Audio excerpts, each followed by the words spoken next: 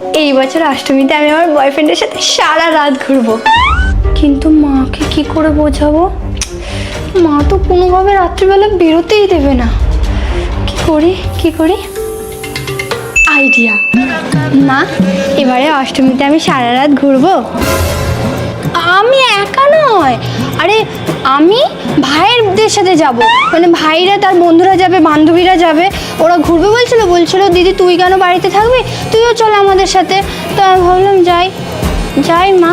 ঠিক আছে যা। তার আগে দেখতে চাই আপনি কাকে ভালোবাসেন, সুন্দরী মেয়েটাকে না কলিজার বাবাকে? যারা যারা কলিজার বাবাকে ভালোবাসেন তারা এক্ষুনি চ্যানেলটা সাবস্ক্রাইব করে একটা শেয়ার করে দিবে আর কমেন্টে লিখে যাবে আই লাভ বাবা। আর যারা বাবাকে ছাড়া সুন্দরী মেয়েটাকে ভালোবাসে তাদের এগুলো কিছুই করতে হবে না।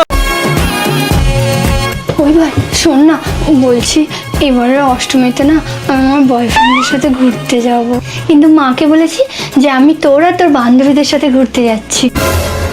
তুই একটু ম্যানেজ করে নিস না রে, মাকে বলবি না। সে করা যায়, কিন্তু এর জন্য আমি কি পাবো? আর তোকে বলতে হবে না, আমি বলে দিচ্ছি। মা তোকে যে হাত খরচা দিয়েছে তার 50% দিয়ে দে।